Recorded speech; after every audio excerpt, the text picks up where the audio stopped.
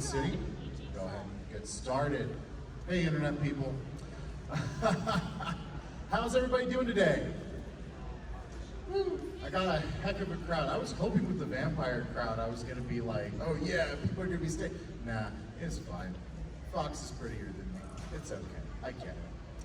All right, so ladies and gentlemen, this is your entertainment system. This is a panel on retro console modding. We're just going to go over some of the stuff going on with the community right now.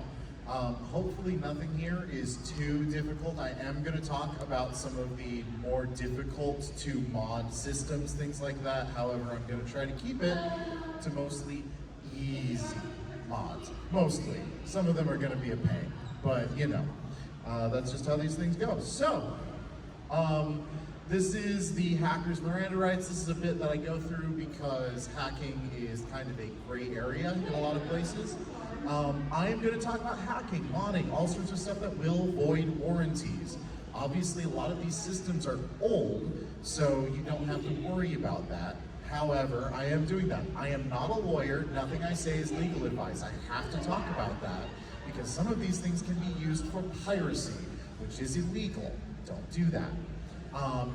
I am an enthusiast, nothing more. Do anything I show today at your own risk. Always wear appropriate protective equipment if you are opening up your system. And I am not going to tell you where to pirate things. That is not what I am here for. I am here because I am an enthusiast, not because I am a dirty, dirty hacker boy. I mean, I am, but I'm not a pirate. So, what is a retro console? We should probably go over that real quick. Let me see if I've got something on that. This is my thing for it. So for some of you, it's going to be really weird when I call the Xbox 360 a retro console. It's 21 years old. Yep, I just made a lot of you like cringe into your souls.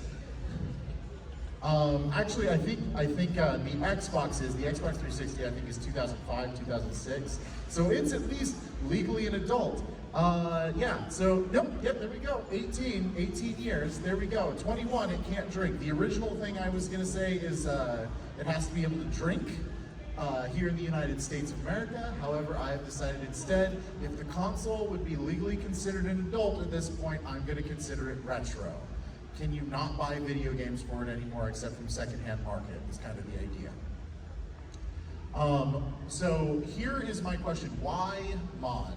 My boyfriend has a copy of Rule of Rose. I didn't bring it because it's $600. This is from eBay. It is an expensive video game. He likes it a lot.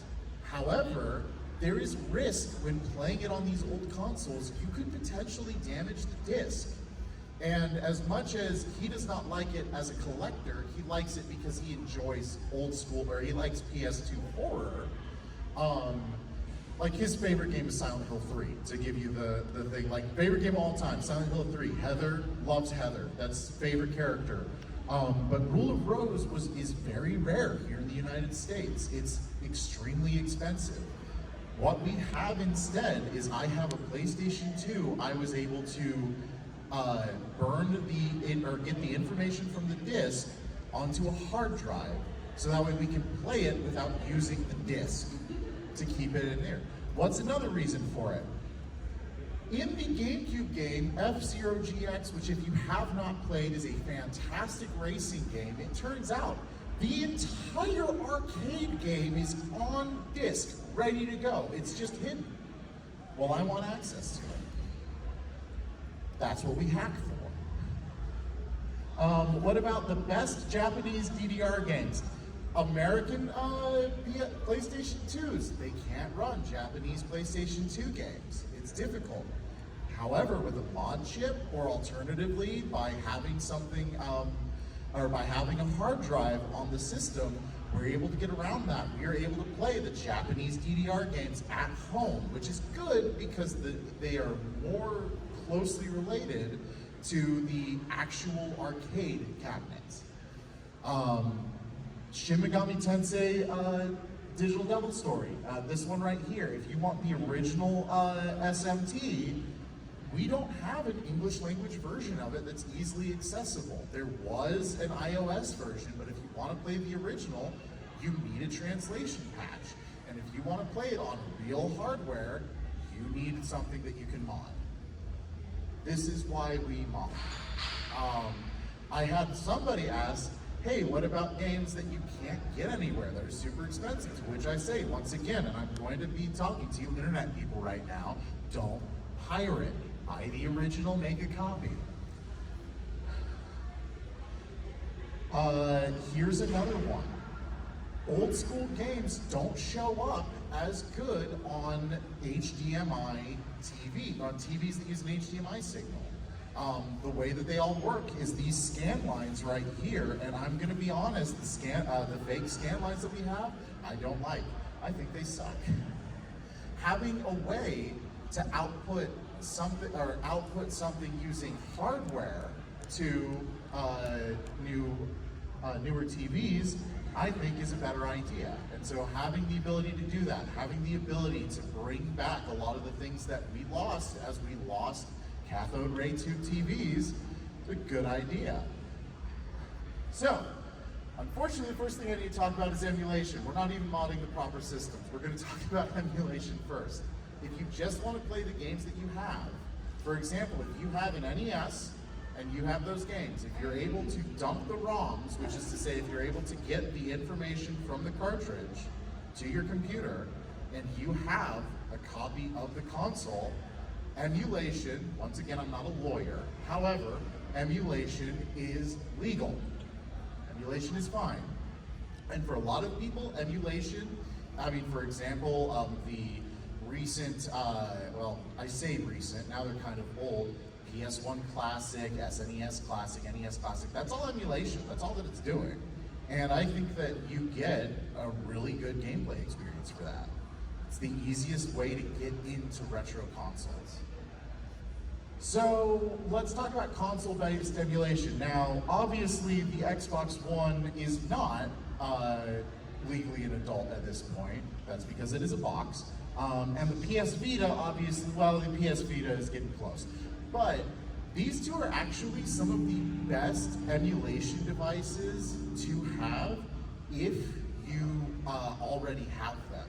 If you've got a PS Vita, they are amazingly easy to hack. I don't know why music is coming out of the speakers right now.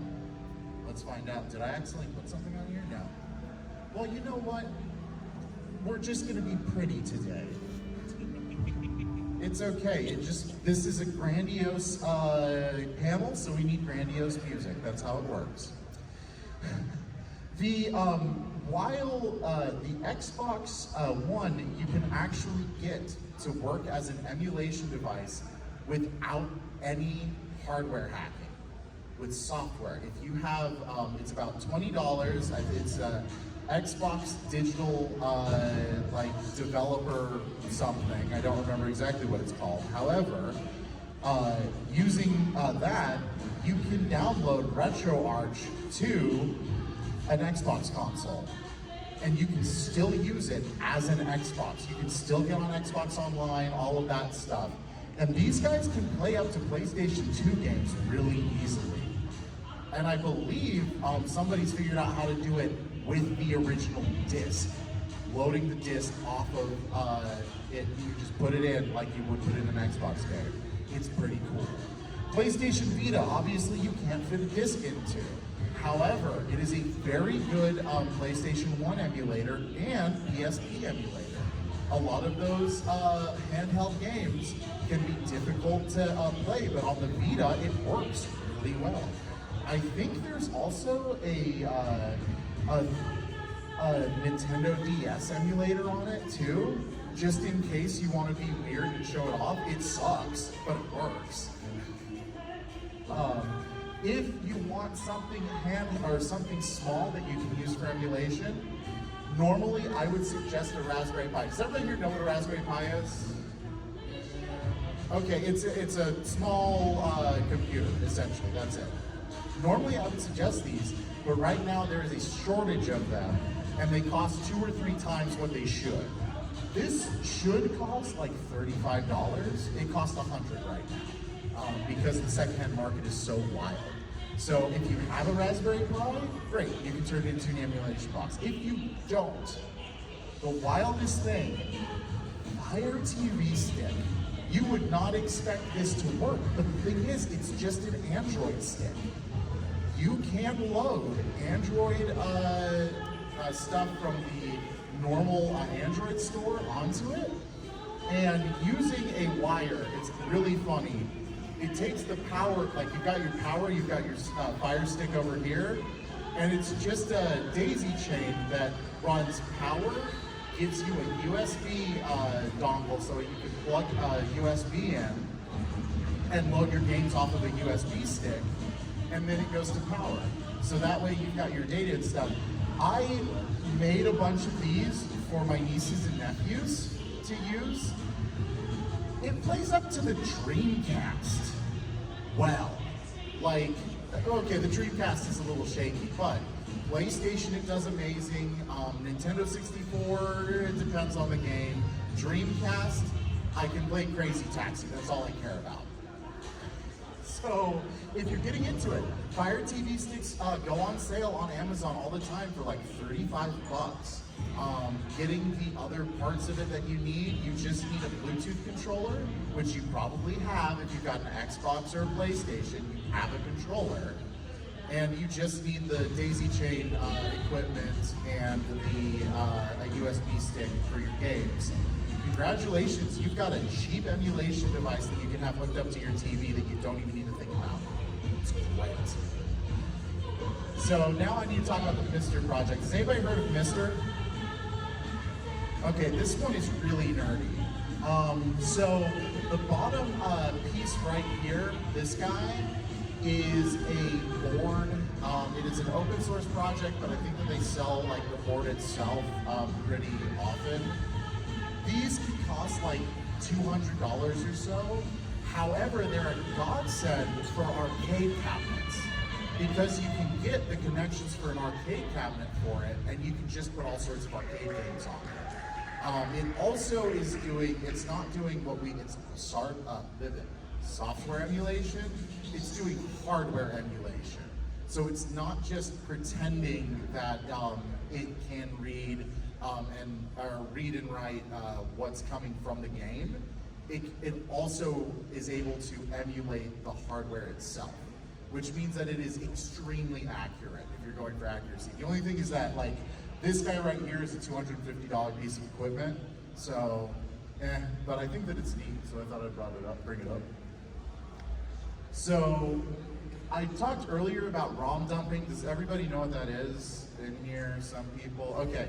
If you know about, like, obviously you should not pirate, but if you know about the data that's online when you look for games and things like that, those are dumps. And the idea is that you put your cartridges, so Super Nintendo, Genesis, stuff like that, into one of these guys, and it's able to take all of that data and just push it out as a raw data file that emulators are able to use.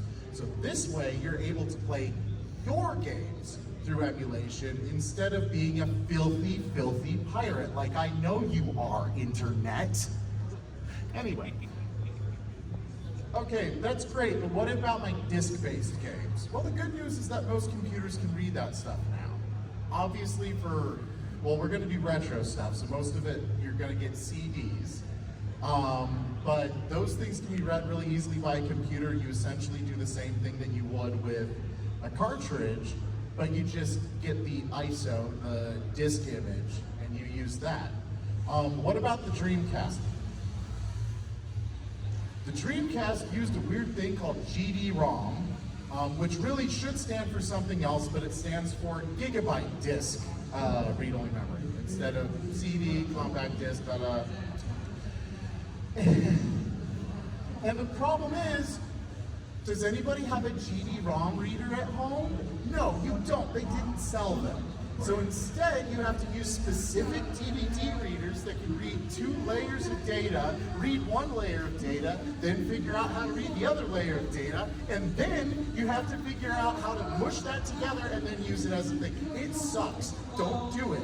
But you should. But don't do it.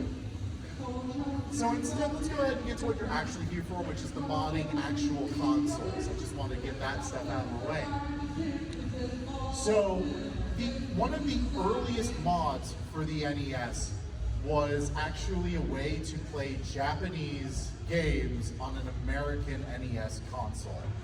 Because they actually have a different number of pins on the cartridge. I believe that the American console has 20 pins, Japanese console has 16, or vice versa. Can't remember off the top of my head. Early on, there were copies mostly of Gyromite, which is a terrible game that required the Rob, which if you've played Smash Brothers, you know who Rob is. It required that big old toy in order to play. It spun tops around and then it would put them on buttons which would open and close doors and things like that in the game. Interesting idea, but kind of weird. So, on consoles that had this Phillips head screwdriver instead of this game bit screwdriver, and that had 5 pins on it, there was actually, because of an early chip shortage in the 80s, they took the Japanese version of the game, put it through a translator, like a thing here that bridges the 2 different things, and then right here, there's your 20-pin American cartridge. So you were able to open up these cartridges, get Japanese games, plug them in, and then you were able to play the Japanese version of the game. A pain, nowadays, even though this is really cool, I would recommend instead, oh wait, we're gonna stay here. People make stuff that you're able to actually use your Japanese games on your American NES. For like 20 bucks. Don't bother with this. I just think it's really neat history. Now, what if you want to play your SNES games? If you take the top off of a Super Nintendo, it can play Japanese video games. The only thing that kept it from not working is there's these little plastic tabs on the Super Nintendo that American games are able to plug into, and then Japanese games get blocked. So if you take a set of pliers and take that piece of plastic off, you can play Japanese games on your American Super Nintendo. They're the same thing. Nowadays, though, there are pin changers here on 60 to 72. Why was I saying 20 pins? Dear goodness. But like this right here works for the NES. You're able to plug your Japanese NES games into here. It's got plenty of space, so that way you're able to push it into an American NES. Japanese Famicoms, they're top loaders versus ours, which has the weird VHS style thing. So this is really useful. And if you're using SNES, just get this guy. Like I said, 20, 25 bucks. You don't have to ruin your console. So this is less of a mod and more of a, this is really easy. So has anybody heard of a flash card before? Okay, you should be giving this panel. Flashcards are great. I love them. They are a way to put a bunch of games onto an SD card or some other version of physical memory. If you want to have your large collection, but you don't want to have to go through 20 boxes to find your copy of Super Turrican, then these right here are how you do it. Or if you want to play games that hobbyists have made on these systems, this is how you do it on real hardware. I highly recommend the EverDrive line. There are other lines out there. These are a little expensive, but they're good. They work, they don't crash on you. The only problem is they're difficult to get right now because there's this little war in Ukraine and they're made in Ukraine. So right now they're really tough to get, but if you can manage it, I would highly recommend these guys right here. Does anybody have any questions, by the way? I have been going for like the last 15 minutes and I want to make sure that I'm not going too fast. No. No. All right.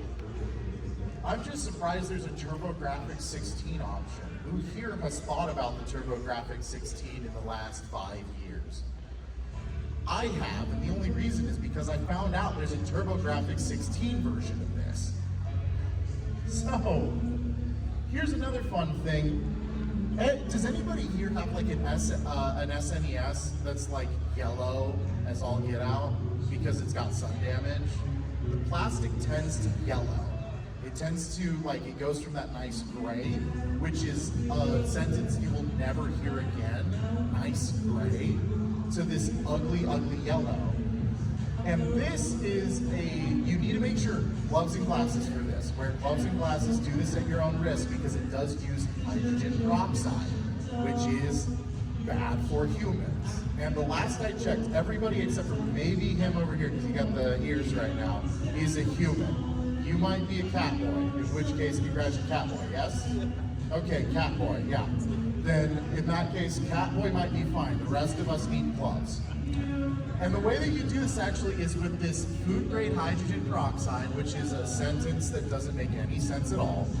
And like little plastic buckets that are able to be watertight. Obviously not like water, you can't seal those buckets, but at least they're able to be tight. And what you do is you get all of the plastic off of your console, so you kind of shell them in a way. And then you pour in you'll see in the lid, he's pouring the hydrogen peroxide in them in the sun. And having the lid on top of it closed in the sun over the day allows the UV rays and the hydrogen peroxide to begin to undo that damage that starts to happen with these. The reason I suggest this is because normally clear plastic is very difficult to stop yellowing on. There aren't very many ways to do that. But with this method, this was after 1 day of this. They were able to take out most of the yellowing on this old school Game Boy. So if you're wanting to bring back the original kind of brightness from it, you're gonna have to probably buy new stickers for your kind of stuff. So like this sticker right here on the back of this Game Boy, it's new. It's new old stock. But if you want to take the yellowing out of these, it's probably one of the best methods to do it. This was after 1 day. Doing a couple days in a row with this will increase it even more. Or I guess decrease the yellowing, increase the old school look. All right, so any questions about any of the mods that I brought up earlier? These ones are kind of the easiest. Don't have to crack open the system, don't have to know about soldering, all that stuff. All right, cool. Now we're getting to the stuff where you need to know what you're doing. Intermediate mods, clock battery mods. If you are new to soldering, I recommend these.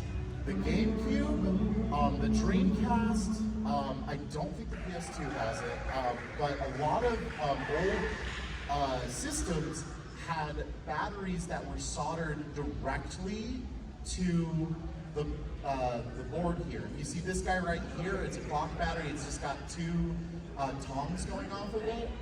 People sell versions of these where you're able to replace the battery easily on your own.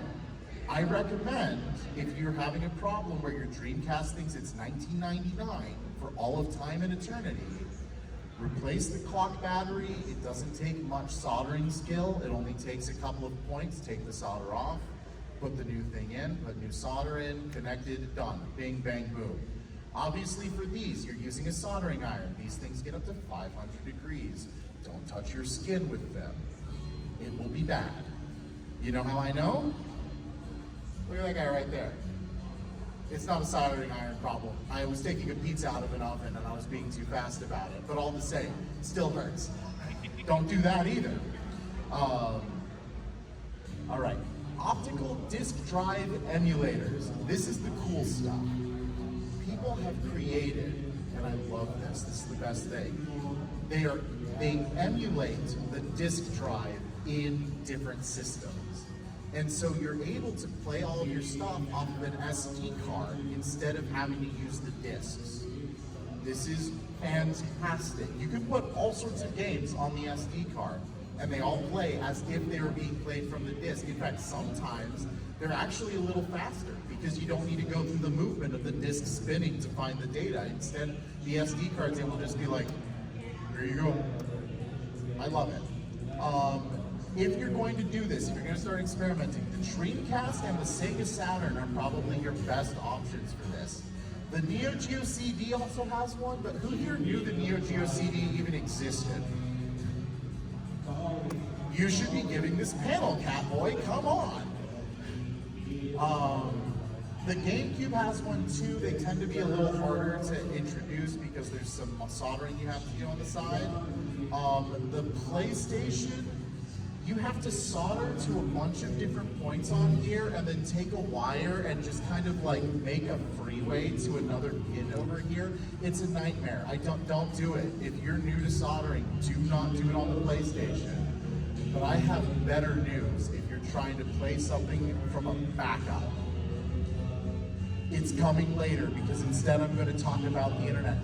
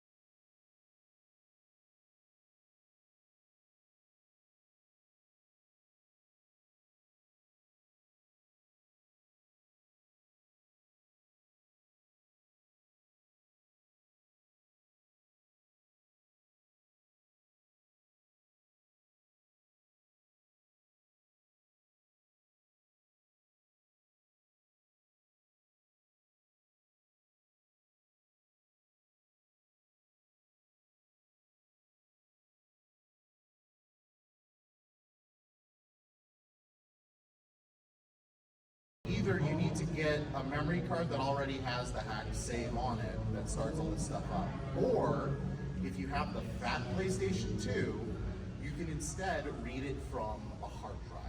I have a 2 terabyte hard drive in my PlayStation 2 that's able to just read stuff.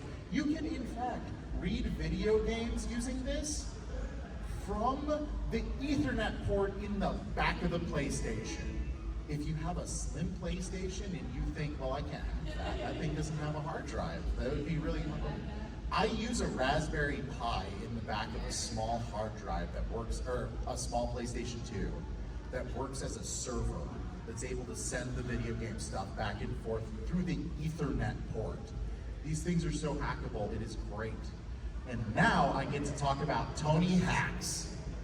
This is relatively new. I'm actually really excited about this because I haven't been like, hacking the PlayStation 1 is a nightmare because depending on which version of the PlayStation 1 it is, and so on, is what kind of optical drive emulator you can put into it. That's why I say, like, if you're just starting out, don't do it to the PlayStation. Tony Hacks, though, only requires a copy of Tony Hawk Pro Skater 2 and a hacked memory card. You know how you get that hacked memory card?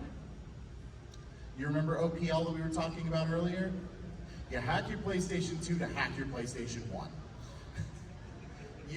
If you put a PlayStation 1 memory card into a hacked PS2, you're able to put a hacked save file in it, and then using Tony Hawk's Existential Nightmare, you're able to then load up whatever game you want because it gets access to copy protection. So you're able to play backups of games that you own.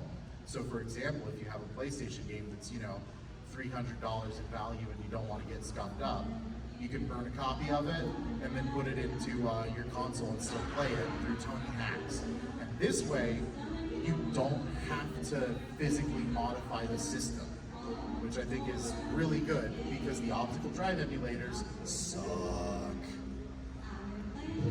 Oh, does anybody have any questions about some of the mods that we've talked about in here? Yes, yes, yes. I actually, I did this soldering the battery from Pokemon Crystal to save all of my shiny Pokemon from it. You soldered a new battery to your copy of Pokemon Crystal to save all your shiny Pokemon?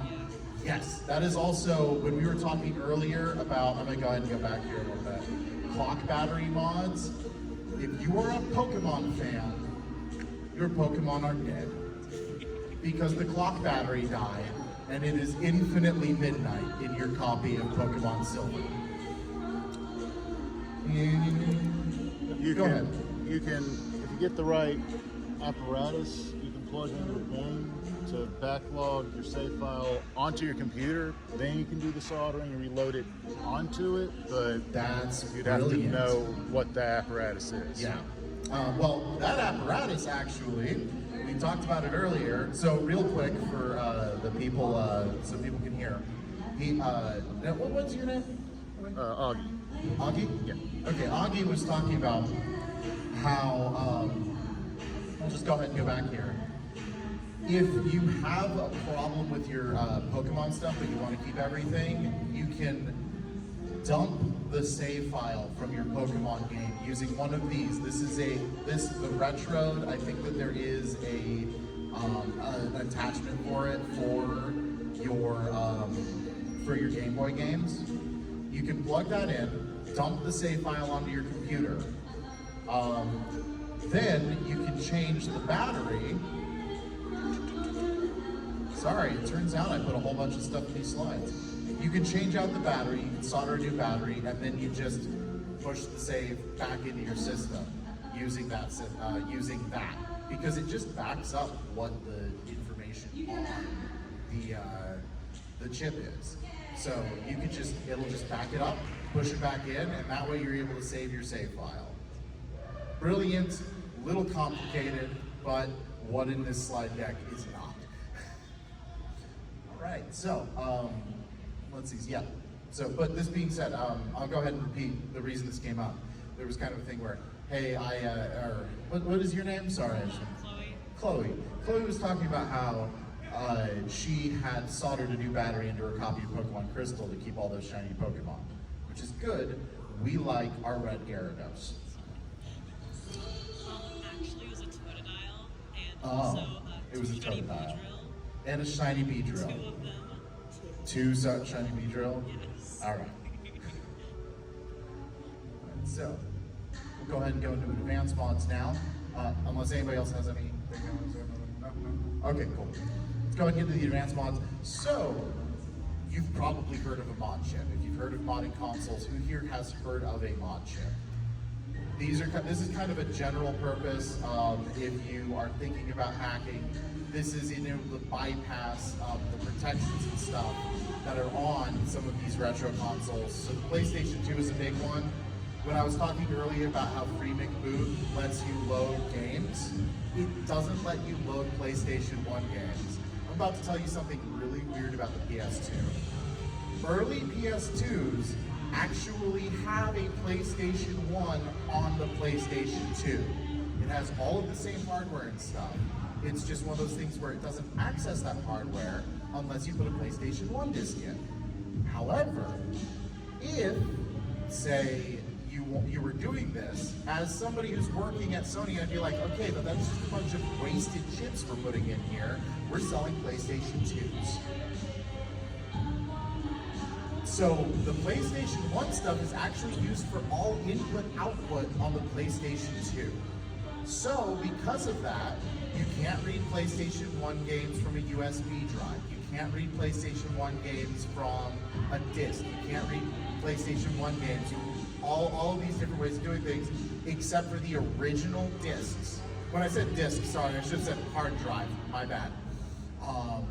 But a mod chip allows you to get past that copy protection and play backups of PlayStation 1 games, earned backups of PlayStation 1 games.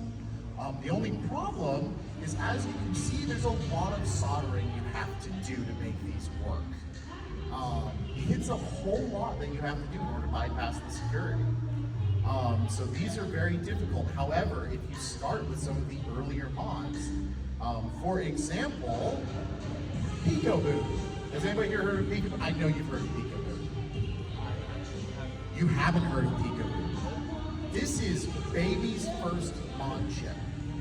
It is a great way of using the GameCube for more than it was intended, and this is how I play F-Zero GX, or sorry, AX on my home console. Peekaboo uses a Raspberry Pi Zero, which is actually easy to find because it's just able to dump a little bit of code. It doesn't have a whole lot. You're able to program it to do stuff. You load something that's able to bypass the security onto this, and then all it takes is 5 solder points that then get soldered to this board right here, which is much simpler.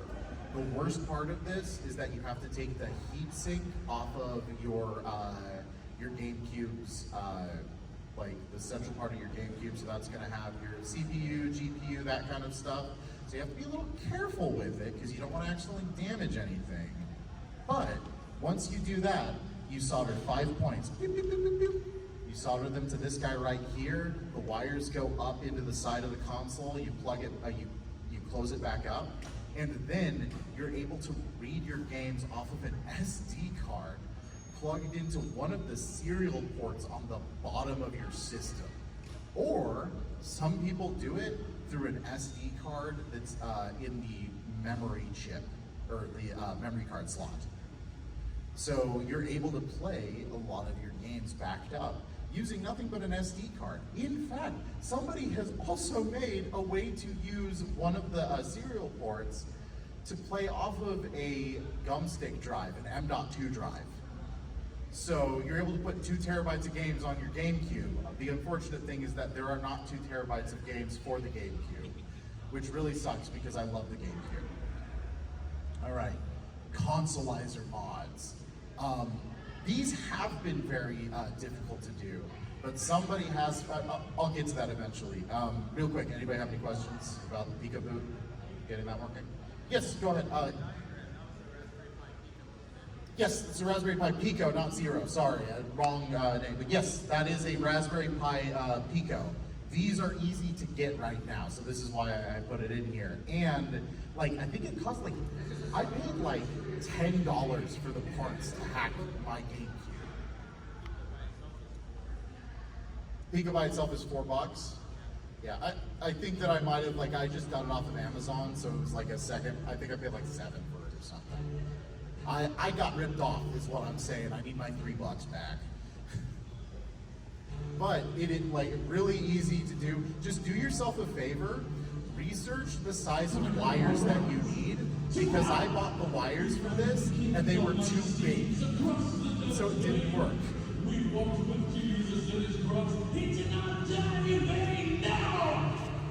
I think we're listening to Jesus Christ Superstar right now. I hope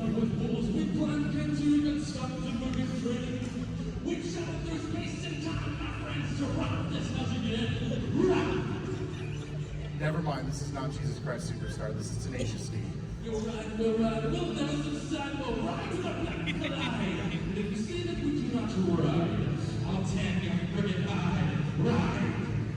Okay, anyway, so consolizer mods, everybody. These right here are great because they're able, like, and I know some of you are going to be like, why don't I just use the Game Boy player? Well, the answer is, I don't want to use the Game Boy player, I want to use my Game Boy. These allow you to take a Game Boy who, say, screen has broken, something like that, and it's...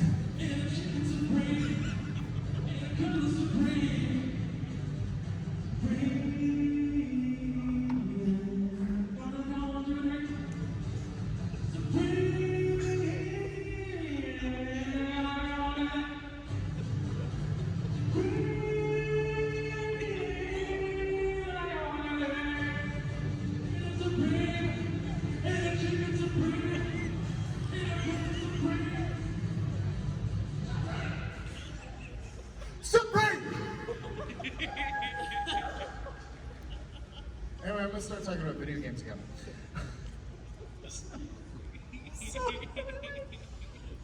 These allow you to play your Game Boy on the TV, the actual hardware, instead of just using something like a Game Boy players. So these right here, these two, oh, I don't want to show the Game Boy macro yet. These guys right here are, I'm sorry, I was thinking about the Chicken Supreme. These guys right here allow you to use, this one's using a Game Boy Advance, this one's using a Game Boy Advance SP. They put a Super Nintendo controller thing in the front, which is all the buttons that you need for a Game Boy Advance. And they allow you to play your Game Boy Advance games blown up with a something that makes the pixels not look so busted. I'm sorry, I'm still thinking about the screen. And it allows you to play them through your TV. Early ones required a lot of soldering, which is why I put them in the advanced section. However, there is a new setup for this, a new kit.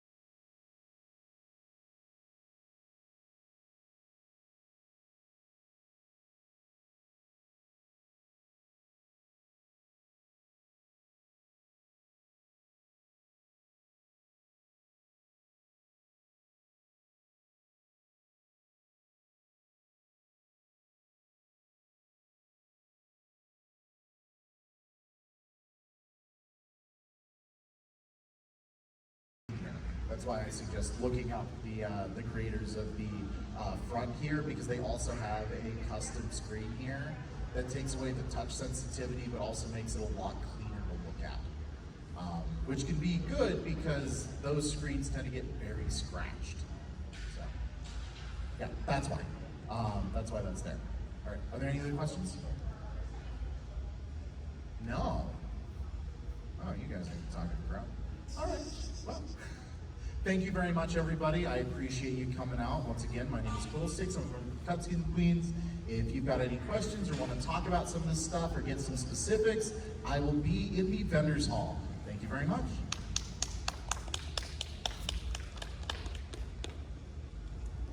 Go. Hello,